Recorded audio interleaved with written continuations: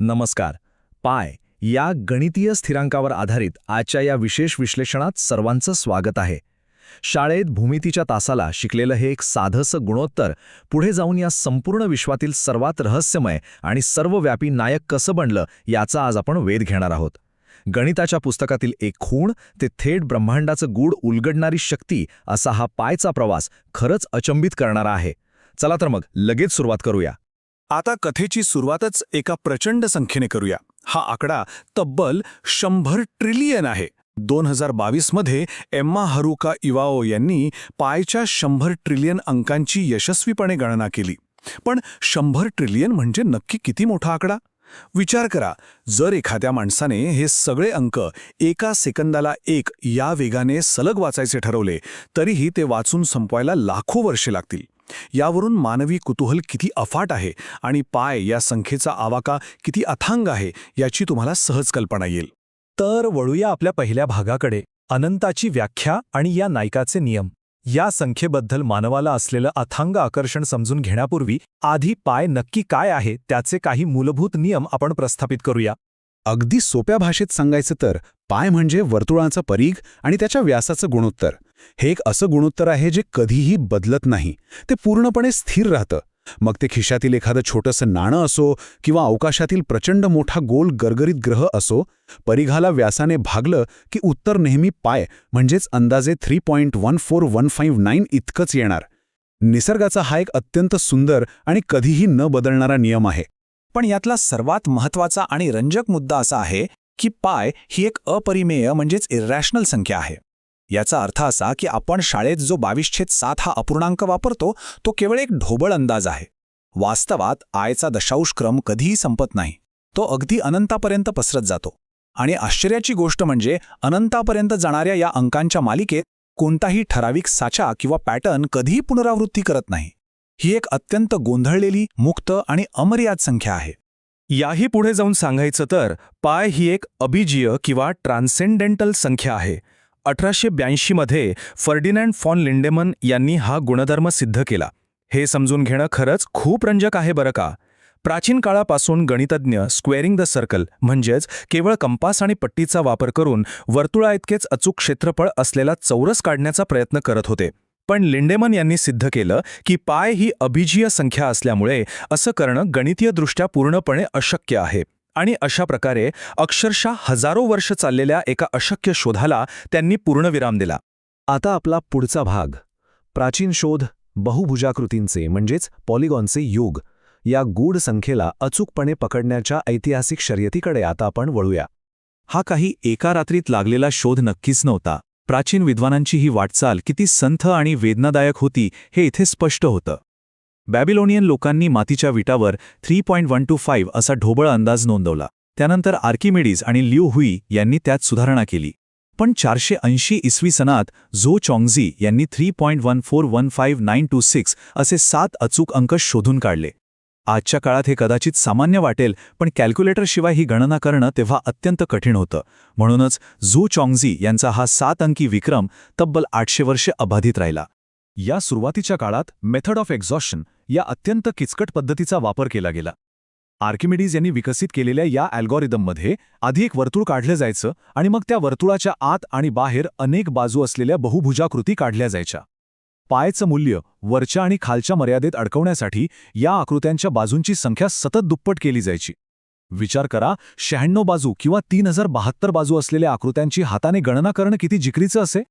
मानवाची ती जिद्द खरोखरच अफाट होती. यानंतर येतो आपला पुढचा भाग, अनंत शोध, मालिका क्रांती. शेवटी हाताने बहुभुजाकृती काढण्याच्या मानवी मर्यादा संपुष्टात आल्या आणि 16व्या-17व्या शतकात एका मोठ्या गणितीय क्रांतीला चालना मिळाली. ती म्हणजे अनंत मालिका किंवा इन्फिनिट सिरीज. या नवीन पर्वात कन्व्हर्जन्स रेट म्हणजेच एकत्रीकरणाचा वेग अत्यंत महत्त्वाचा ठरला. कासवासारख्या अतिशय संथ चालणाऱ्या ग्रेगरी लायब्निज मालिकेमध्ये पायचे फक्त 5 अचूक अंक मिळवण्यासाठी तब्बल 5 लाख पदांची गणना करावी लागत असे. पण त्यानंतर सशासारख्या वेगाने धावणाऱ्या निळकंठ मालिकेचा उदय झाला, जी फक्त 5 पदांनंतरच पायच्या अचूक मूल्याच्या अगदी जवळ पोहोचत होती. या वेगवान सूत्रांमुळे अवाढव्य गणिताचा भार मोठ्या प्रमाणात हलका झाला. कॅल्क्युलसच्या शोधामुळे या शर्यतीला प्रचंड वेग मिळाला आणि अंकांच्या शोधामागे जणू एक वेडेपणाच सुरू झाला. प्लेगच्या साथीच्या काळात जेव्हा सगळे घरात अडकून पडले होते तेव्हा महान शास्त्रज्ञ आयझॅक न्यूटननी हेच केलं. त्यांची ही प्रामाणिक कबुली हे वेड किती तीव्र होतं हे अचूकपणे दर्शवते. ते म्हणाले होते, त्यावेळी माझ्याकडे दुसरं कोणतंही काम नसल्यामुळे मी ही गणना किती आकड्यांपर्यंत केली हे सांगायला मला लाज वाटते. एका महान बुद्धिमत्तेलाही पायने कशी भुरळ घातली होती याचं हे उत्तम उदाहरण आहे. त्यानंतर 20व्या शतकात संगणकाचं युग आलं आणि पायच्या अंकांच्या संख्येत अक्षरशः स्फोट झाला. 1949 मधील साध्या डेस्क कॅल्क्युलेटरपासून ते आजच्या सुपर कॉम्प्युटरपर्यंतचा हा प्रवास थक्क करणारा आहे. पण ही यंत्रे एकटी काहीच करू शकत नाहीत. भारताचे महान गणितज्ञ श्रीनिवास रामानुजन किंवा चुडनॉव्स्की बंधू यांनी अत्यंत जलद आणि मोहक सूत्रे तयार केली होती, जी आजच्या आधुनिक सुपर कॉम्प्युटर्सचा पाया बनले आहेत. मानवी बुद्धिमत्ता आणि यंत्राच्या या अनोख्या संगमानेच पायच्या ट्रिलियन अंकांची गणना शक्य केली आहे. आता या गणितीय कथेत एका मोठ्या ट्विस्टची वेळ आली आहे. आपला पुढचा भाग आहे सर्वव्यापी पाय, वर्तुळाच्या पलीकडे. कारण पाय हा फक्त वर्तुळांच्या भूमितीपुरता मर्यादित नाही, वास्तवात त्याचा प्रभाव किती व्यापक आहे हे खरोखरच थक्क करणारा आहे. तो अनेक ठिकाणी विना आमंत्रण प्रकट होतो. संभाव्यता आणि आकडेवारी, प्रवाहांशी संबंधित फ्लुइड डायनॅमिक्स, इमारतींच्या स्तंभांची मजबूती आणि अगदी अणूंच्या स्तरावर काम करणाऱ्या क्वांटम मेकॅनिक्समध्येही पाय लपलेला आहे. वर्तुळाशी काहीही संबंध नसलेल्या नैसर्गिक घटनांमध्ये पायचं असं अस्तित्व विस्मयजनक आहे. इथे एक अतिशय मोठा आणि लक्षवेधी विरोधाभास पाहायला मिळतो. एका बाजूला पायच्या अंकांमध्ये अनंत यादृच्छिकता म्हणजेच रँडमनेस आहे. ते अत्यंत बेशिस्त आणि गोंधळलेले आहेत. त्यांचा कोणताही अंदाज लावता येत नाही. पण दुसऱ्या बाजूला हीच गोंधळलेली संख्या संपूर्ण विश्वाला एक परिपूर्ण सुव्यवस्था प्रदान करते. ज्या संख्येचे स्वतःचे अंक इतके गोंधळलेले आहेत, तीच संख्या गुरुत्वाकर्षण, अणू आणि नद्यांच्या प्रवाहांचं वर्णन करणाऱ्या सूत्रांना अचूकपणे नियंत्रित करते. गोंधळ आणि सुव्यवस्थेचा असा सुंदर संगम इतर कुठेही पाहायला मिळत नाही. आता आपण शेवटच्या टप्प्याकडे आलो आहोत, मानवी आकर्षण, पाठांतर आणि पॉप संस्कृती.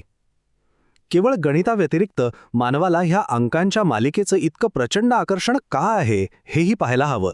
सुपर कम्प्युटर्सनी ट्रिलियन अंक शोधले असले तरी स्वतःच्या मेंदूची क्षमता सिद्ध करण्याची मानवाची ईर्ष्या काही कमी झालेली नाही. याला पाय फिलोलॉजी असं म्हणतात.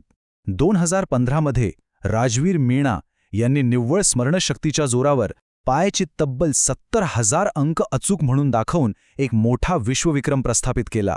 हा आकडा फक्त ऐकायला सोपा वाटतो, पण सलग न अडखळता हे अंक बोलून दाखवणं हे मानवी स्मरणशक्तीचं एक अफाट उदाहरण आहे. हा स्थिरांक आपल्या लोकप्रिय संस्कृतीमध्ये इतका खोलवर रुजला आहे की जगभरात 14 मार्चला पाय डे साजरा केला जातो. पण सर्वात रंजक गोष्ट म्हणजे पायलिश पिलिश नावाची एक भन्नाट साहित्यशैली. यात शब्दांची लांबी पायच्या अंकांशी जुळवली जाते आणि याच कल्पनेवर आधारित नॉट अ वेक सारखी तब्बल 10,000 शब्दांची संपूर्ण पुस्तके लिहिली गेली आहेत, जी पायच्या अंकांशी तंतोतंत जुळतात. खरंच कमाल आहे ना? हे सगळं आश्चर्यकारक जग पाहिल्यानंतर शेवटी एक अतिशय सखोल आणि तात्विक प्रश्न मागे उरतो. वर्तुळाचं एक साधं गुणोत्तर विश्वाच्या आणि निसर्गाच्या रचनेत इतक्या खोलवर कसं गुंफलेलं असू शकतं? मग हे गणित केवळ मानवाने जगाचं मोजमाप करण्यासाठी स्वतः तयार केलेलं एक साधन आहे, की हे या अथांग विश्वाचं असं एखादं मूलभूत सत्य आहे जे मानवाने फक्त नुकतंच शोधून काढलंय? या प्रश्नाचं उत्तर नक्की काय असेल याचा तुम्हीही विचार करा. पायच्या या अद्भुत विश्लेषणात सहभागी झाल्याबद्दल खूप खूप धन्यवाद.